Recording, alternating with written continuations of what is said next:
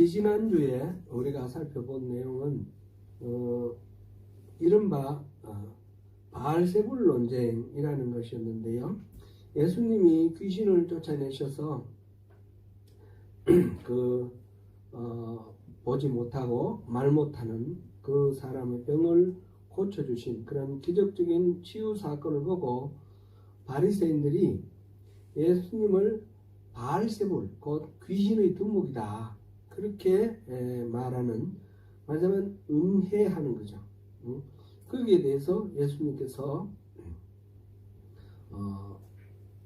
반박을 하시고 그래서 논쟁하시는 그런 장면이 있었습니다.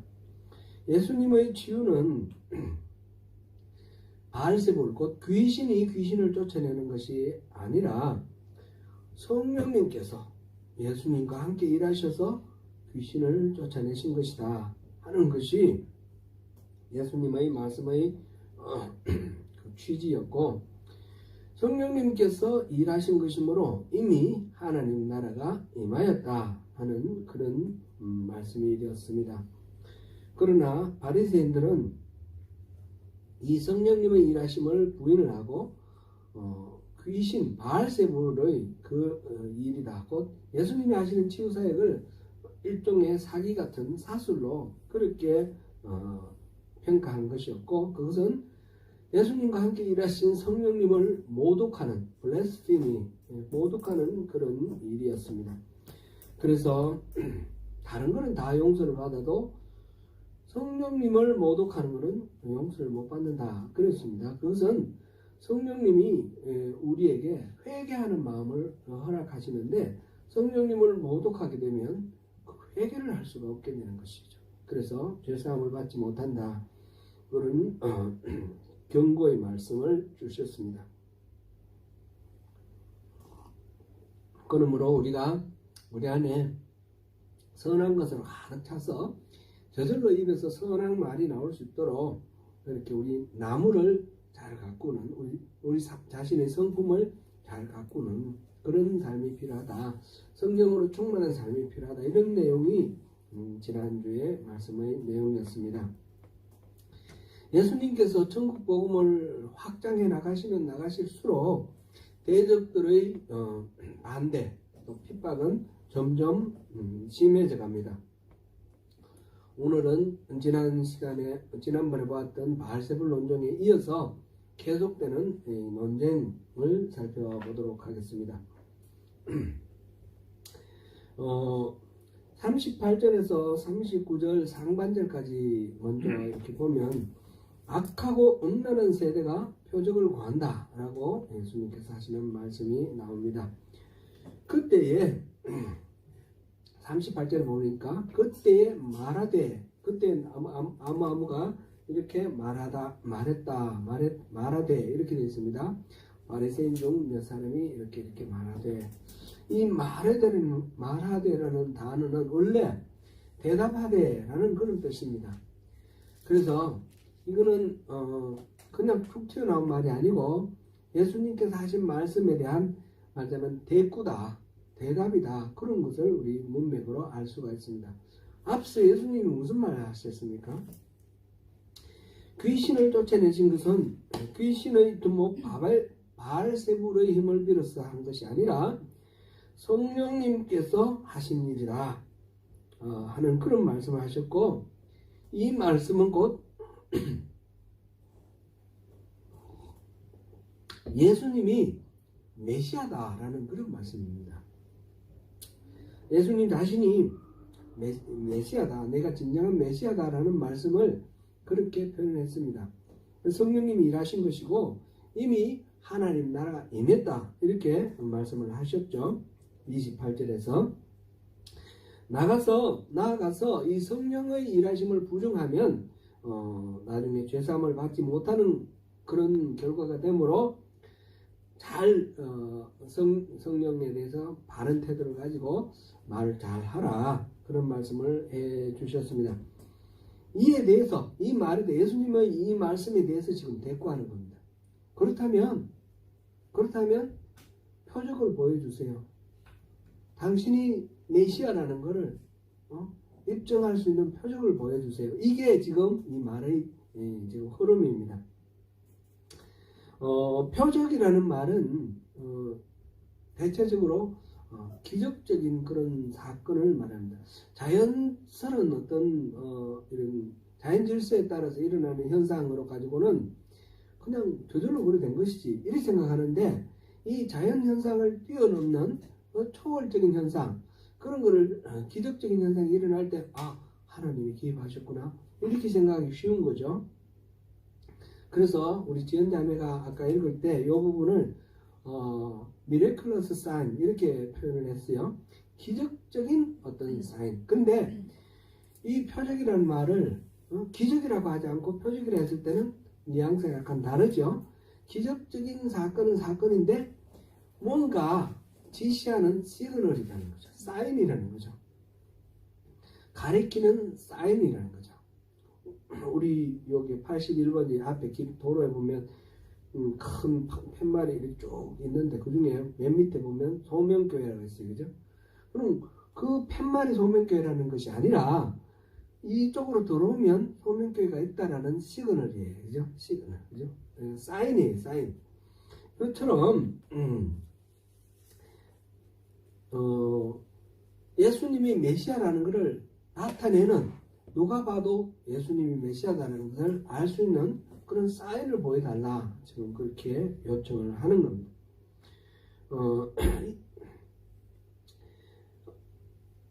사실 예수님께서 지금 우리가 12장 보고 있는데 기적적인 그런 일들이 처음 있었던 일이 아니죠. 여러 번 있었죠. 그리고 예수님 자신이 메시아라는 것을 여러 가지로 표현을 했습니다. 대표적으로 보면 세례 요한의 제자들이 와서 우리가 더 기다려야 됩니까? 오실 그분을 더 기다려야 됩니까? 아니면 당신이 그분입니까? 이렇게 물어봤을 때 예수님께서 여러 가지 보지 못하던 사람이 보게 되고, 또 문둥병자가 또 치료를 받고 안전뱅이가 일을 쓰고, 이런 기적적인 현상과 이런 것들을 가서 얘기하라. 그러면서 가난한 자에게 복음이 들려진다, 이런 말씀을 해주셨는데, 이런 것들은 바로 여러 가지 기적적인 일들을 통해서 예수님이 메시아라는 것을 이미 보였다는 겁니다. 지금 예수님께 지금 다가와서 표적을 보여달라는 사람은 그런 거 못 봤습니까? 아니지요. 지금 바로 이 논쟁이 시작된, 바알세불 논쟁이 시작된 게 어떤 겁니까? 예수님께서 귀신이 들려서 듣지 못하고 말하지 못하는 사람의 귀신을 쫓아내서 병을 고쳐줬습니다. 그 기적적인 현상을 보고 논쟁이 시작되었고, 그 논쟁 끝에 지금 이 말을 하는 거니까 표적을 보지 못해서 표적을 보여달라고 얘기하는 것은 아니라는 것을 우리가 알 수 있습니다. 그럼 이 사람은 왜 표적을 보여달라고 그러느냐, 그것을 우리가 생각해 보아야 되겠습니다. 예수님께서는 그 사람들의 그 이야기, 표적을 구하는 그 이야기를 듣고 악하고 음란한 세대가 표적을 구한다, 이렇게 말을 했습니다. 그러면서 표적에 대해서 다음에 얘기하는데, 일단 우리가 생각해 볼 거는 악하고 음란한 세대가 표적을 구한다 라고 말씀하신 예수님의 이 말씀의 의미를 한번 살펴보면 좋겠습니다.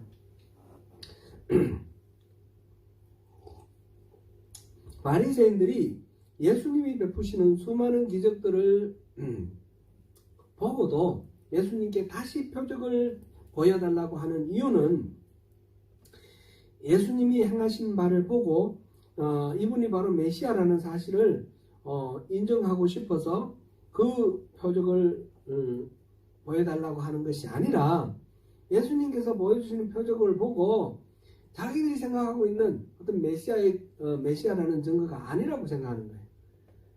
내가 원하는 표적을 보여달라, 그런 이야기가 되는 것입니다.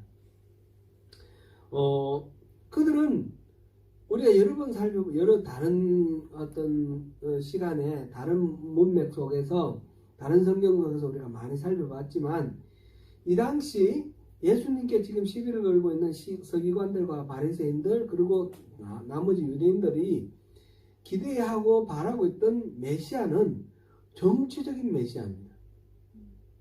정치적인 메시아. 지금 로마 제국의 식민지가 되어서 과도한 세금 부담, 또 강제적인 군사력 동원, 이런 거 여러 가지로 핍박받고 있는 이 이스라엘의 어려운 상황 속에서 와서 이 제국 로마를 물리치고 오히려 다른 나라들로부터 공물도 받고 이렇게 하면서 부유하게 살아갈 수 있는 그런 리더를 바라는 거예요. 말하자면 다윗과 같은. 옛날에 다윗이 그랬죠. 주변 나라를 정복해서 복속시키고 막 세금을 걷어들이고 부강했는데, 그래서 이스라엘 사람들은 꿈에도 그리는 것이 다윗 같은 지도자인 거예요. 그런데 그런 기준으로 봤을 때 예수님은 그런 메시아는 아닌 것 같단 말이죠. 그러니까 표적을 보여달라, 이 말은 당신 거짓말 하지 마라, 이런 얘기나 마찬가지인 겁니다. 내가 바로 메시아다라고 얘기하고 있는 예수님한테 증거 보여줘, 증거 보여줘, 이렇게 말하는 것은 수많은 기적을 통해서 증거를 보여줬지만 그 보여주는 증거에 대해서는 관심이 없고, 자기들이 원하는 증거를 내달라 그러고, 그렇지 못하면 안 믿을 수가 없다, 이렇게 말하는 그런 상황입니다. 그래서 이 반응을 예수님께서는 악하고 음란하다, 이렇게 표현하고 있습니다. 음란하다는 것도 악한 것에 물론 포함은 되지만 구분을 했는데, 악하다라는 것은 일상적으로 생각하는 부패하고 탐욕스러운 그런 상태로, 타락된 상태를 말하겠지만, 그것도 어디까지나 하나님과의 관계가 깨어져서 나타나는 여러 가지 현상들입니다. 옳고 그름을 자기 나름대로 분별하고 판단하고 자기가 옳다고 싶은 대로 마구 해버리는 거. 마음속으로 옳지 않다 하더라도 자기에게 유익이 되면 그냥 해버리는 거. 거기에는 폭력도 있고 거짓도 있고 도둑질하는 것도 있고 사기치는 것도 있고, 이런 모든 사회적인 부패한 이런 모든 현상들에 그것을 뭉뚱그려서 지금 악이라고 표현했고요.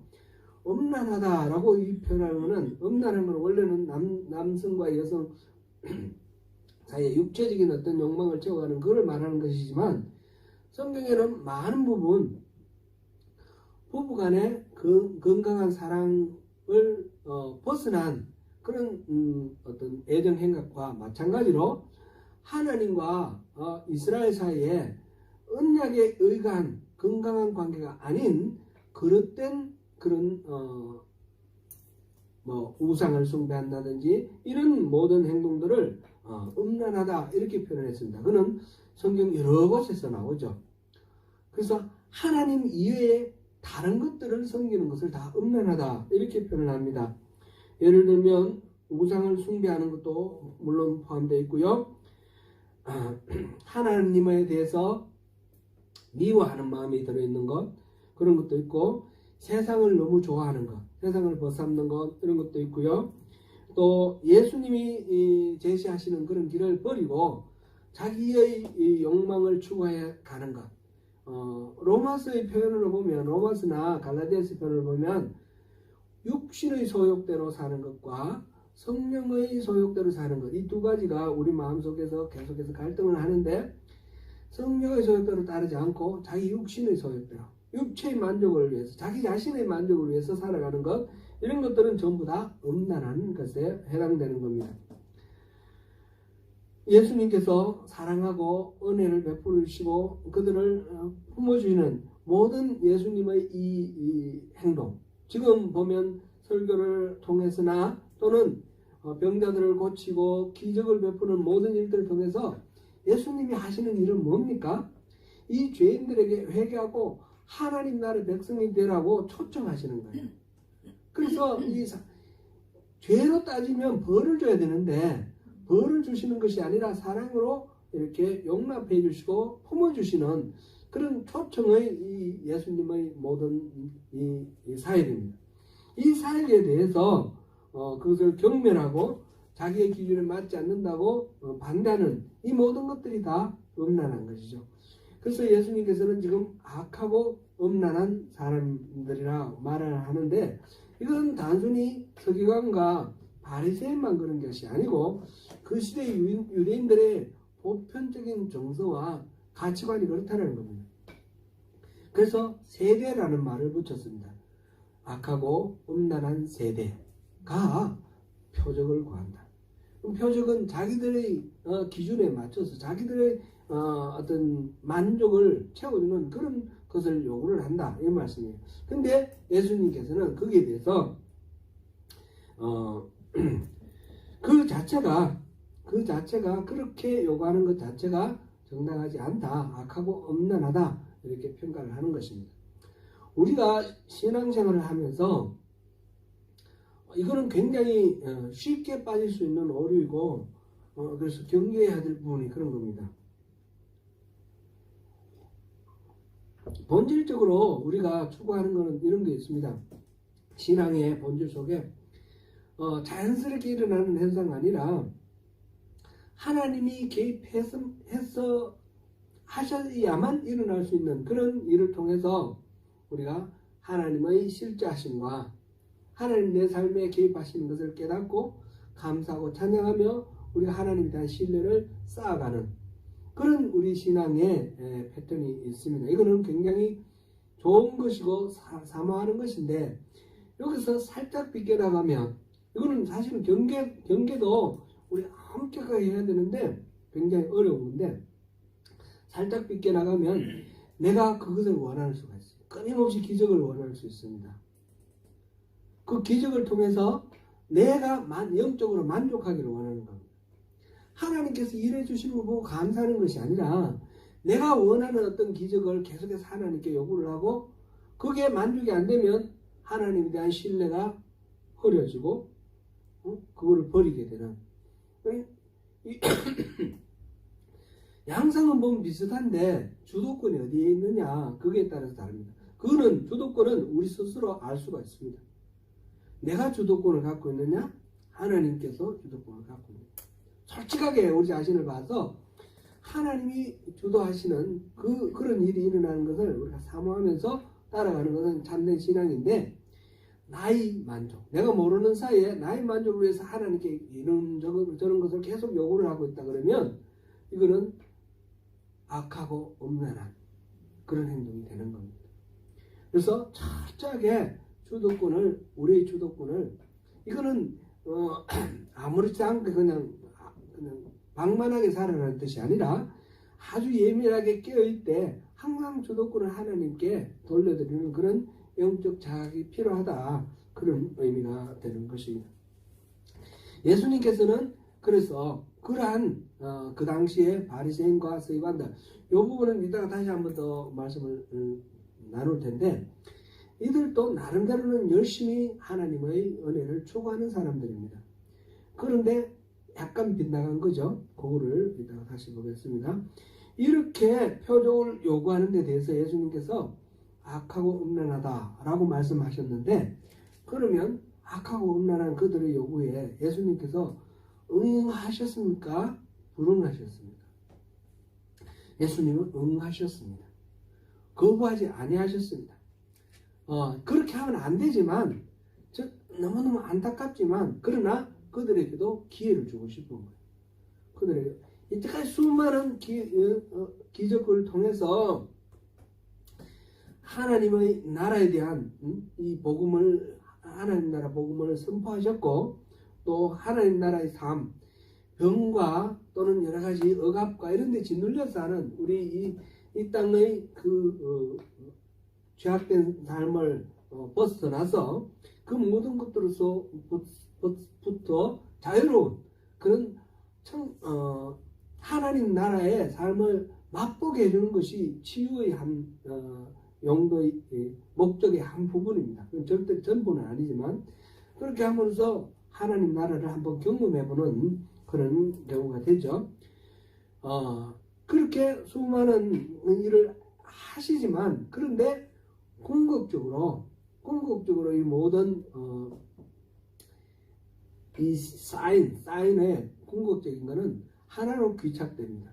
그 하나를 지금 말씀을 하십니다. 그것이 요나의 기적이다, 이렇게 요나의 표적이다, 이렇게 표현을 했습니다. 그 요나의 표적은 내가 보여주겠다, 그런 말씀을 하시는 거죠. 요나의 표적, 선지자 요나의 표적은 뭡니까? 그것밖에 보여줄 것이 없다라는 것은 다른 것 다 이제 아무것도 안 하겠다는 뜻이 아니라 그것만이 모든 사람들이 확실하게 의지할 수 있는 그런 사인이라는 것입니다.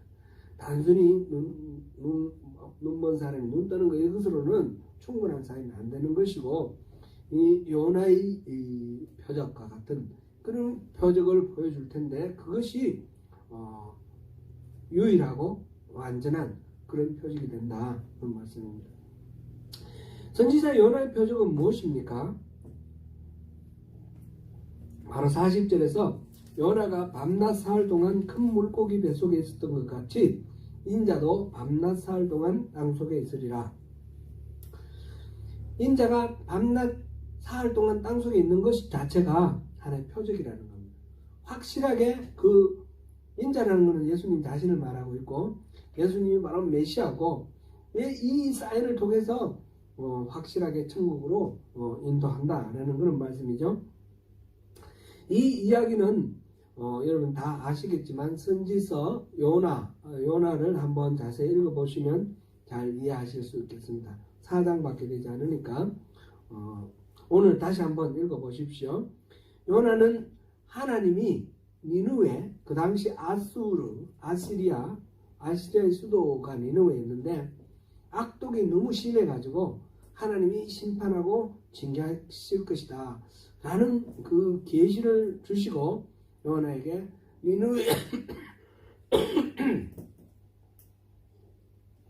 니느웨에 가서 그것을 전하라고 했는데, 요나는 이 아수르가 적국인데 망했으면 좋겠는데 하나님 심판이 임하면 좋겠어요. 그런데 가서 그걸 회개하라고 얘기하고 싶지 않은 거죠. 그래서 반대로 도망갔습니다. 니느웨는 동쪽에 있는데 서쪽 지중해 끝에 있는 다시스, 오늘날의 스페인에 해당되는 다시스로 가는 그 배를 타고 도망을 갔습니다. 가다가 큰 풍랑이 일어나서 배가 침몰하게 됐는데, 그때 요나가 이거는 하나님이 자기를 지금 도망가지 못하게 하시려는 거라는 것을 알게 됩니다. 자기가 도망가기 때문에 이런 어려움이 일어난다는 것을 알고 뱃사람들에게 자기를 집어 바다에 던지라. 그러면 이게 괜찮아질 거다. 이렇게 말을 하죠.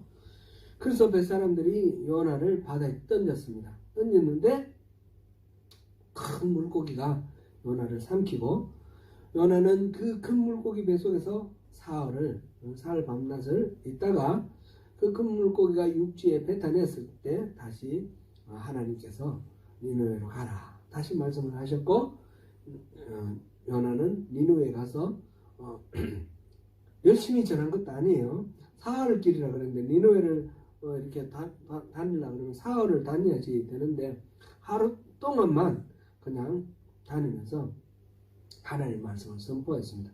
40일 후에 이 니느웨가 망한다. 그랬는데 그 아수르 사람, 그 하나님의 백성이 아니에요. 그죠?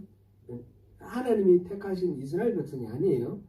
이방인이에요. 이방인인데 그 니느웨가 이 하나님의 말씀을 듣고 회개를 하고 옷을 찢고 죄를 덮어쓰고 회개를 해서 하나님께서 약속하셨던, 계획하셨던 그 심판, 그 징계가 멈추었습니다. 여기서 이제 니느웨도 바로 하나님의 손에 있는 하나님의 백성이라는 게 또 이렇게 우리가 알 수가 있는 부분인데, 이게 바로 요나의 표적이죠. 요나가 뱃속에 큰 물고기 뱃속에 3일 있었다라는 그 사실 자체가 하나님의 그 명령을 어기고 도망갔지만 하나님의 뜻을 또 선포하기 위해서 하나님께서 가두어 두신 그런 상황입니다. 예수님이 보여주겠다고 하시는 그 이 요나의 표적이 무엇을 말하는지 우리는 이미 다 알고 있습니다. 예수님께서 십자가를 지시고 죽으셔서 무덤에 갇히셨는데, 땅속에라고 그랬는데 무덤에 갇히셨다가 사흘 만에 일어나는, 사흘 밤낮이라는 표현은 좀 적절하지는 않은 것 같아요. 하여튼 2박 3일 사흘, 날수로 3일이에요. 3일. 오후 한 3시 정도에 이제 예수님께서 십자가에서 죽으시고, 그리고 한 6시 정도가 이제 무덤에 매장이 되시고, 새벽에 한 6시 정도 깨어나셨어요. 그러면 한 24시간에서 한 12시간 정도 돼서 36시간 정도 예수님께서 죽으신 상태로 이렇게 있으셨는데, 그러나 날수로는 3날이거든요. 3날. 그래서 사흘이라고 그랬는데, 아무튼 예수님께서 십자가를 지시고 죽으시고 그리고 부활하신 이 사건, 십자가와 부활, 이 사건이 바로 요나의 표적과 같은 예수님이 보여주실 표적이다라는 그런 말씀이죠. 예수님은 이것 외에 다른 거로는 온전한 표적이 안 된다. 이게 완전하고 유일한 그런 표적이다. 이런 말씀을 하셨는데, 예수님이 말하자면 십자가를 지시고 순환 당하실 이거는 사실상 그 앞에서는 그런 말씀을 하신 적이 없어요. 지금 이 말씀이 처음입니다. 뒤에 마태복음에서 보면 16장에 처음 나옵니다. 16장 17절부터 21절 사이에 베드로가 가이사랴 빌립보에서 이제 그 예수님에 대해서 신앙 고백을 할 때, 그럴 때에 교회를 세우겠다는 약속을 하시고, 그러면서 순환에 대해서 예고를 하시죠. 그 이후에 순환 예고 3번 이렇게 하시는데, 그렇지만 예수님께서는 처음부터 하나님께서 자기를 어떻게 끌고 가실 것을 알고 있으셨어요. 가서 순환을 당할 것은 충분히 알고 계셨어요. 하나님의 어린 양으로서 세상 모든 죄를 지고 화목제물로 사용될 것은 본인이 알고 있으셨고, 그것이 여기서 지금 처음 표현이 된 것입니다. 예수님은 이 말씀과 함께 2가지 이야기를 통해서 자신에 대해서, 예수님에 대해서 우리가 바른 믿음을 가질 것을 요청을 하십니다. 첫째가 니느웨 사람들이 표준이 될 거다라는 거죠. 요나가 니느웨에 가서 그 하나님의 심판을 말했을 때 이 니느웨 사람들은 요나의 전도를 듣고 회개를 했다라는 거죠.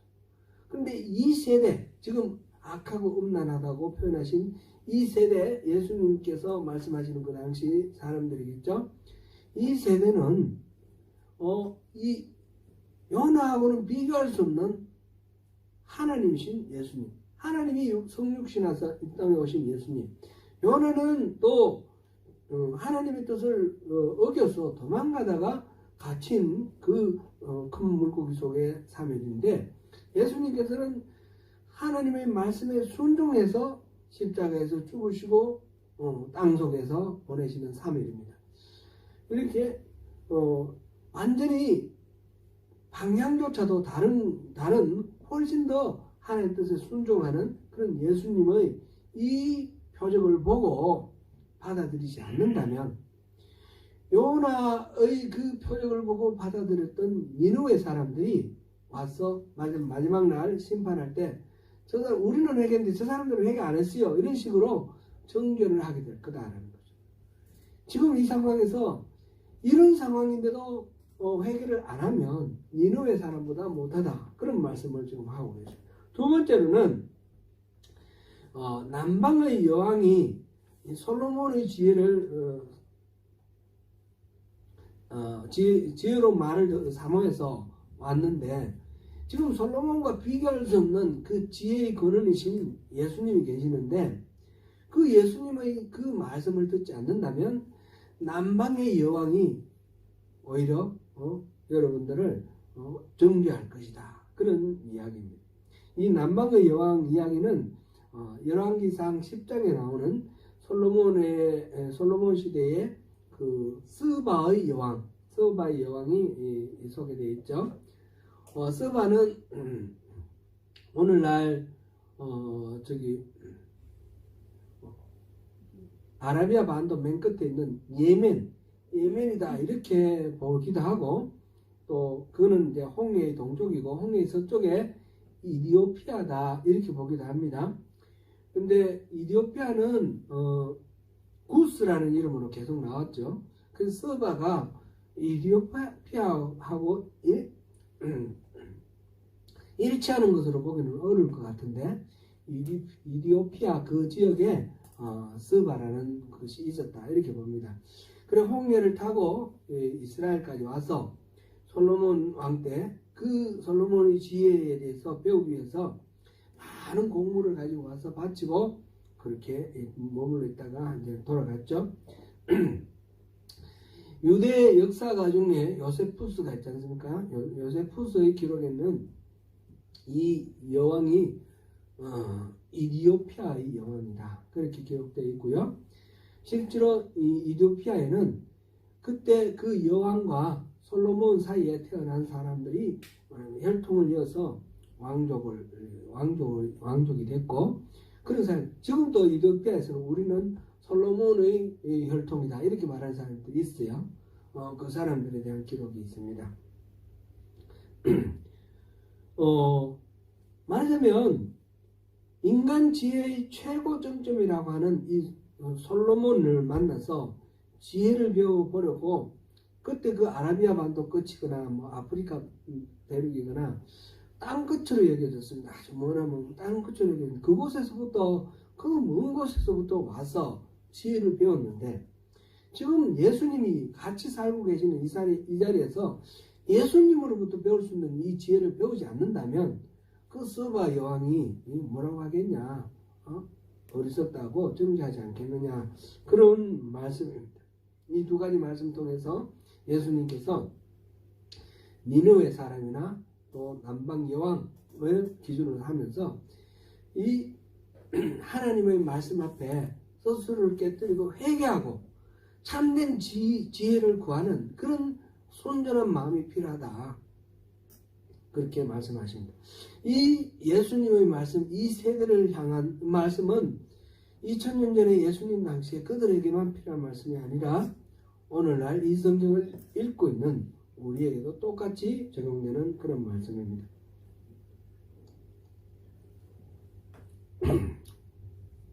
오늘 본문 마지막 부분은 43절부터 45절까지 이 부분은 누가복음에 보면 11장 24절에서 26절에 기록되어 있는데, 이른바 바알세불의 논쟁, 마태복음 12장 37절에 바로 이어져 나오는 그런 흐름입니다. 말하자면 지금 우리 오늘 읽어본 이 악한 세대가 표적을 구하는 이 이야기가 앞에 있는 바알세불 논쟁과 연결되었고, 그 결론이 바로 이 43절부터 45절의 말씀이다 이렇게 이해를 하면 좋겠습니다. 이 43절부터 45절 이 말씀은 제가 이렇게 뭐 설교를 듣거나 뭐 이렇게 말씀 들을 때는 항상 축사, 귀신 쫓는 그거에 관련해서만 이 말씀을 들었습니다. 어떤 귀신 쫓아버리고 너무 깨끗하면 다른 귀신 7귀신 데리고 와서 더 악화될 수가 있다 그런 얘기. 그래서 귀신을 쫓아내고 난 뒤에 성령을 맞으라 그런 말씀. 그 말씀도 맞는 말씀인데, 이거는 좀 문맥을 전체를 좀 보는 것이 더 건강한 성경 이해가 되는 것 같아요. 여기서 예수님께서 이 말씀하시는 것은 단순히 귀신 쫓는 것만 말하는 것이 아니에요. 이거는 비유예요. 비유. 귀신 쫓는 것은 비유고, 귀신 쫓는 것도 물론 포함되겠지만 전체적으로 우리 인생에 대해서 어떻게 우리 가치관을 정립하고 어떻게 변화시켜 나가는 것이냐, 그것에 대한 말씀이다 이렇게 보는 것이 더 좋을 것 같아요. 일단 오늘 이 말씀은 귀신을 쫓아내버리면 그 쫓겨난 귀신이 물 없는 곳을 다녔다 그랬어요. 물 없는 곳은 광야에는 귀신이 머무는 곳이라고, 그런 말하자면 민간 신앙이 있는 거죠. 그런데 귀신은 워낙 사람의 영혼에 깃들어요. 그냥 아무데나 나무에 귀신 붙고 이런 건 아니에요. 사람의 영혼에 귀신 붙으니까 다시 거기서는 쉴 곳이 없기 때문에 다시 그 옛날에 있던 그 사람한테 와보니까 다른 자기가 불편하게 여겼던 것들 다 깨끗이 다 청소를 해놨으니까 다른 7 귀신까지 불러와서 이렇게 깃들였다. 그러니까 이 사람은 귀신이 더 심하게 들려가지고 더 처음보다 더 악화되었다. 병이 악화되었다. 그런 비유를 지금 얘기를 하고 계십니다. 근데 이 말씀은 뭔가 잘못된 것을 고치기 위해서 회개하고 반성, 지금 이 바알세불 논쟁에 이어서 악한 세대가 표적을 구하는 것에 강조하는 것은 뭡니까? 성령의 통치하심을 받으라. 그리고 회개하라는 겁니다. 회개하라는 것은 지금 살아온 삶에서 방향을 바꾸라는 얘기죠. 그런데 뭔가 잘못된 것을 고치기 위해서 회개하고 반성하더라도 그냥 옛날 잘못된 거 그것만 버리는 것으로 끝나면 안 되는 거죠. 새로운 것을 충분히 채우지 않으면 오히려 그 상황이 나빠질 수 있다. 그런 이야기입니다. 이거는 제가 이제 보니까 이단에 빠진 사람들 있잖아요. 이단에 빠진 제가 보니까 그 이단에서 빠져나와서 주변에서 여러 가지로 도와가지고 이단에서 빠져나왔는데 빠져나오고 난 뒤에 얼마 안 가서 다시 다른 이단에 빠지는 그런 경우들을 많이 봤어요. 그리고 영적으로 건강하게 바로 세워지지 않으면 이 이단에 빠지는 성향이 그대로 있기 때문에 또 다른 이단에 빠집니다. 이단에 빠지는 사람들은 보면 대부분 열심히 있는 사람들이에요. 또 어떻게 보면 좀 더 순수한 사람들이에요. 많이 쉽게 속는 거예요, 속아.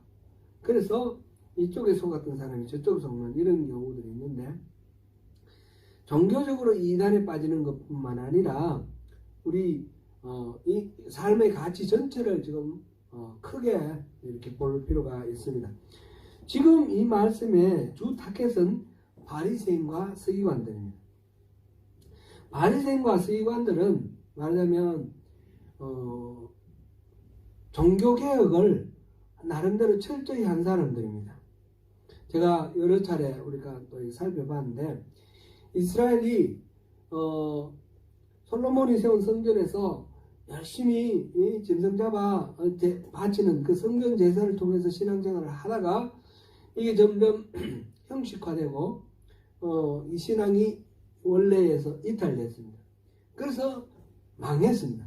북왕국 이스라엘도 망하고 남왕국 유다도 망하는데 이 멸망한 원인은 열왕기와 그 다음에 역대기를 통해서 말하자면 하나님의 말씀을 성경적으로 해석한 것이 열왕기와 역대기인데 바로 우상숭배했기 때문이고, 열왕기에서 주로 강조하는 것은 우상숭배했기 때문이고, 역대기에서 주로 강조하는 것은 하나님을 바르게 섬기지 못했기 때문에 그렇게 망했습니다.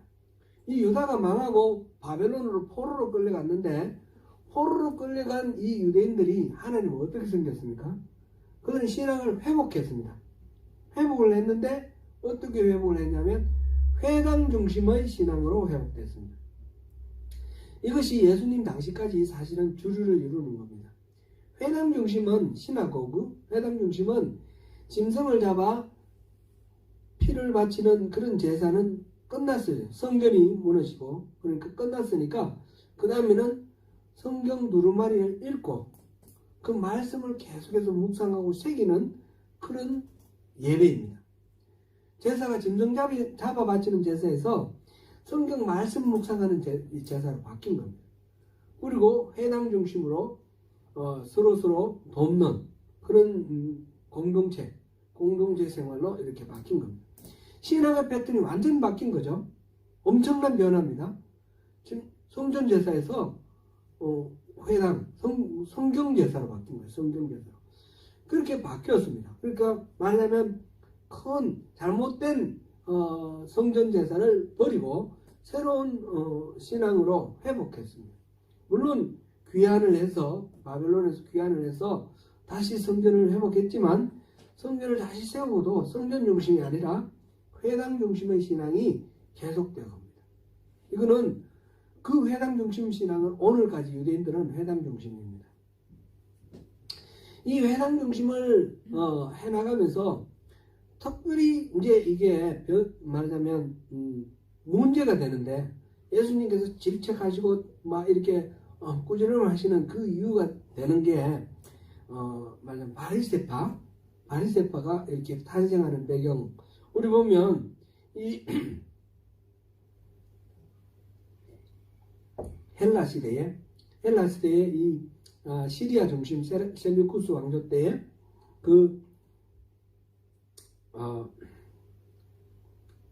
갑자기 이름이 왕 이름 생각납니다. 에피파네스라고 하던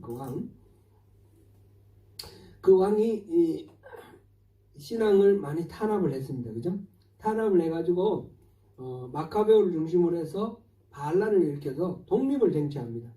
독립을 쟁취할 때 그때 독립운동을 한 유대인들의 마음속에 우리가 이런 시련을 계속 겪게 되는 것은 하나님의 말씀을 소중하게 지키지 않아서 그렇다 해서 철저히 말씀을 지키는 쪽으로 그렇게 지금 회당 중심에서 말씀 중심이 됐잖아요. 그 말씀 중심 된 게 이 바리새파가 되면서는 이 말씀 중심이 율법주의로 아주 말하자면 심하게 나빠지는 거예요. 하나님의 말씀의 진짜의 의도를 생각하는 것보다 말씀 자꾸 하나하나에 충실하게 준수하고 따르는 그것을 더 가치롭게 여기는 겁니다. 예수님께서 계속해서 책망하시는 게 뭡니까? 말씀의 본질을 모른다는 겁니다. 안식일 논쟁이 바로 있었죠. 안식일 논쟁은 뭡니까? 이 안식일을 주신 하나님의 뜻은 자유하라는 겁니다. 쉬어라는 겁니다. 참된 안식을 누리고 하나님 안에서 참된 자유를 누리라 이런 건데 안식일날 일하면 안 된다 그래서 병 걸린 사람은 고쳐줬는데 시비 걸고 그런 식으로 죽을 사람 살려줬는데 시비 걸고 참된 자유와 완전히 어긋난 억압과 속박, 구속 그런 사슬로 이렇게 바뀌었습니다. 그래서 이들은 지금 성전신앙의 잘못된 것을 버렸지만 좋은 것을 바른 것을 정확한 바른 여호와 신앙으로 세워지지 못하니까 율법주의로 채워졌다는 거예요. 율법주의로 채워져 가지고 그래서 예수님께서 지금 이야기하시는 것입니다. 이 바리새인과 서기관들은 지금 책망을 받습니다. 이스라엘과 하나님 사이에 하나님께서 바라는 진정한 신앙의 모습은 어떤 겁니까? 하나님은 이스라엘의 하나님이 되시고 이스라엘은 하나님의 백성이 되는 겁니다. 말하자면 하나님과 이스라엘 사이에 신실한 관계가 회복되는 겁니다. 율법 조문 적용하는 것이 문제도 아니고 짐승사가 피 바치는 게 문제가 아니고 그런 모든 행동은 하나의 형식이고 내용이 있어야 되는 거죠. 내용이 하나님이 누구신가 그걸 바로 알고 하나님을 깊이 사랑하고 하나님이 베풀어 주신 그 사랑을 다 누리는 하나님과 이 이스라엘 사이의 관계가 언약했던 그 관계 신에 사는 언약의 핵심은 하나님은 이스라엘의 하나님 되고 이스라엘은 하나님의 백성이 되는 겁니다. 그거를 회복하는 겁니다. 그걸 회복하기를 하나님께서 계속 원하셨지만 이 이스라엘은 그거를 깨닫지 못하고 있는 거죠. 이 부분에 대해서 예레미야 때는 바로 유다가 멸망할 당시죠. 그리고 에스겔은 멸망한 후에 바벨론 포로기입니다. 포로기 이때에 하나님께서 예레미야와 에스겔을 통해서 하나님이 회복하시고자 하시는 그 목적지가 어딘가 선명하게 분명하게 말씀하셨어요. 예레미야 31장 33절을 우리 한번 같이 읽어보겠습니다. 같이 읽습니다. 시작. 그러나 그날 후에 내가 이스라엘 집과 맺을 언약은 이러하니 곧 내가 나의 법을 그들의 속에 두며 그들의 마음에 기록하여 나는 그들의 하나님이 되고 그들은 내 백성이 될 것이라 여호와의 말씀이니라. 하나님의 법이 사람들, 그 이스라엘 백성들 마음에 새겨진다 그럽니다. 이거는 하나님의 법을 따르는 것이 뭐 이렇게 법전에 있고 그걸 어기면 벌 받고 그래서 따르는 것이 아닙니다. 마음속에 새겨져 있기 때문에 마음에서 어떤 옳고 그름이 하나님의 기준에 딱 맞게 이렇게 분별이 되는 겁니다. 그래 하나님의 소원대로 살고 싶어 하는 마음이 우리 속에서 우러나오는 거죠. 그래 하나님 뜻대로 살게 되는 그런 상태가 된다는 거죠. 이게 이제 성령 충만한 상태입니다. 그렇게 해서 하나님과 이스라엘 백성 사이에 바른 관계가 맺어지는 것. 나는 그들의 하나님이 되고 그들은 내 백성이 될 것이라 여호와의 말씀입니다. 그렇게 되어 있지 않습니까? 이 말씀은 에스겔에서도 동일하게 기록되어 있습니다. 에스겔 11장 19절부터 20절입니다. 즉 멸망한 이스라엘에게 지금 하나님이 가르쳐 주시는 겁니다. 이게 내 마음이야. 이게 내 속마음이야. 이걸 회복해. 그 말씀인데 에스겔 11장 19절 20절 같이 읽어봅니다. 내가 그들에게 한 마음을 주고 그 속에 새 영을 주며 그 몸에서 돌 같은 마음을 제거하고 살처럼 부드러운 마음을 주어 내 율례를 따르며 내 규례를 지켜 행하게 하리니 그들은 내 백성이 되고 나는 그들의 하나님이 되리라. 아멘. 하나님이 우리 속에 마음을 주시겠다는 겁니다. 영을 주시겠다는 겁니다. 뭔지 알겠죠? 이거는 성령입니다. 성령을 우리 안에 주셔서 그래서 하나님의 율례를 따르는데 우리 마음에서 돌같이 굳은 마음 아니고 살같이 부드러운 마음. 돌과 살이 뭐가 부드럽습니까? 칼로 이렇게 돌을 찌르면 튕겨나오죠. 근데 살코기 찌르면 푹 들어가지 않습니까? 하나님의 말씀이 찌를 때에 돌처럼 튕겨내지 말고 살처럼 받아들일 수 있는 그런 마음을 주시겠다는 겁니다. 그런 마음을 주셔서 그 하나님의 율례가 그 마음에 새겨졌어요. 그래서 그를 지키고 행하여서 그들은 내 백성이 되고 나는 그들의 하나님이 되리라. 온전한 관계가 회복되는 그런 거죠. 제가 이제 소명교회에 부임하고 계속해서 우리 신앙 속에 잘못되어 있는 거 이거 버리자라고 제가 강조를 했습니다. 그것이 세 가지입니다. 율법주의, 기복주의, 인본주의. 율법주의, 기복주의, 인본주의 다 자기 중심입니다. 율법은 자기의 능력, 자기의 힘, 자기의 어떤 실력, 자기의 열심 이게 중심이 되는 게 율법주의고요. 기복주의는 뭡니까? 자기의 만족, 자기가 원하는 것, 자기의 목적이 이루어지는 것 이게 기복주의고요. 그 다음에 인본주의는 뭡니까? 자기의 방식대로 자기의 경험이라든지 자기가 공부한 거라든지 전부 자기중심적으로 이루어지는 게 이게 이 세 가지가 다 잘못된 신앙입니다. 근데 오늘날 우리 신앙을 보면 이 세 가지가 이 참된 신앙인 것처럼 그렇게 오해받고 있어요.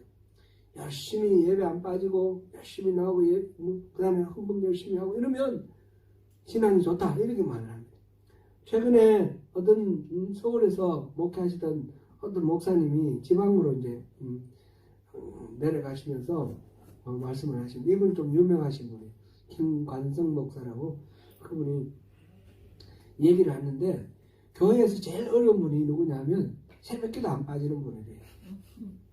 새벽기도 안 빠지는 분은 그만큼 자기가 열심히 신앙생활하기 때문에 남들을 그렇게 까다롭게 재단하고 정죄를 한다는 겁니다. 그거는 사실상 뭔가 잘못됐지 않습니까? 더 열심히 신앙생활하고 더 하나님과 가까우면 더 많이 예수님을 닮아서 더 많이 반대하고 더 많이 따스하고 더 많이 포용해야 되지 않습니까? 이게 바로 율법주의입니다. 그리고 율법주의는 성공하면 교만하고 실패하면 자기 비하, 좌절감 이 속에 빠져 세어나지 못하는 거예요. 성공해도 망하고 실패도 망하는 거예요. 율법주의는 안 되는 겁니다. 이 신앙 아닙니다. 기복주의도 마찬가지 아닙니까? 기복주의도 그러고 자기 중심이니까. 이 중심에 나를 빼내고 하나님을 모시자는 겁니다. 하나님의 은혜, 하나님의 은혜를 중심으로 신앙생활하고 절대 내가 잘나서가 아니라 하나님의 은혜로 나를 구원해 주셨기 때문에 내가 오늘 이 자리에 있는 것이죠. 하나님께 감사하는 마음, 하나님의 은혜. 그리고 하나님의 만족, 나의 만족이 아니라 하나님의 만족을 위해서 살아가는 그런 신앙생활. 이게 기복주의를 극복하는 거죠.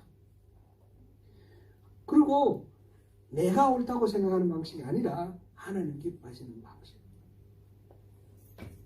그래서 늘 이 성경을 깊이 연구를 하고 묵상하고 하나님의 뜻을 구해야 됩니다.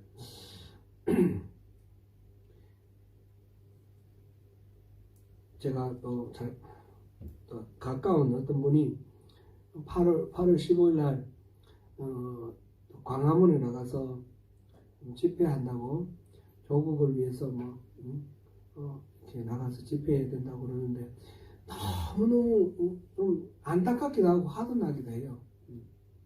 한국 기독교가 완전히 왜곡되어 있는 것이 바로 그런 측면이에요.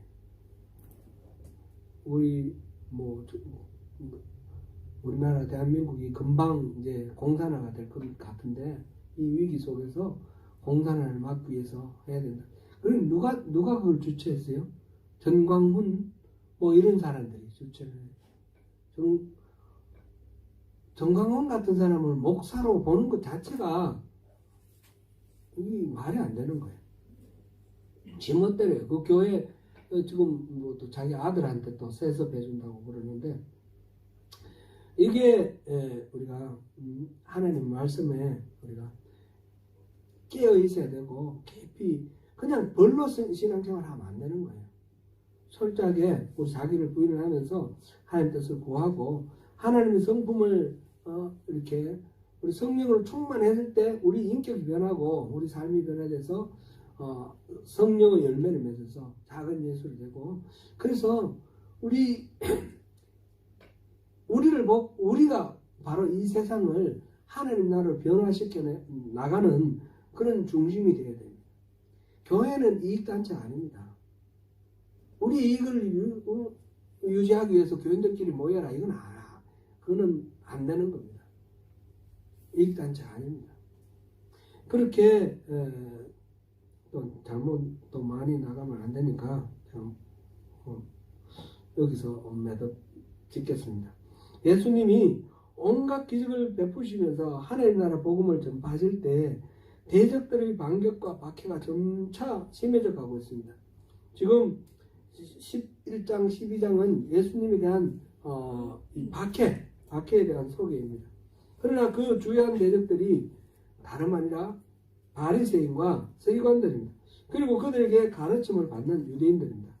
그들에게는 거짓된 신앙에서 돌이키는 은혜가 있지 않으면 유다의 멸망과 똑같이 하나님으로부터 버림을 받게 될 것입니다. 예수님은 그들이 회개하고 영원한 생명을 누리게 하기 위해서 오셨습니다. 수많은 기적과 이사를 행하시지만 가장 핵심적인 표적은 십자가와 부활입니다. 십자가와 부활을 통해서 우리 인간이 해결할 수 없는 죄를 스스로 화목제물이 되심으로 용서를 받게 하셨고 부활로 죽음의 세력을 정복하셨습니다. 이 표적이 요나의 표적이며 이 표적 안에 모든 것이 담겨 있습니다. 이것을 보고 부패한 우상숭배와 거짓된 성전신앙을 버렸다면 그냥 비워두면 다시 일곱 귀신보다 더 무서운 율법주의, 기복주의, 인본주의가 그 자리를 차지할 것입니다. 더러운 귀신이 다시는 깃들이지 않도록 하기 위해서는 우리 안에 성령으로 충만히 채워야 하는 것입니다. 사랑하는 성도 여러분,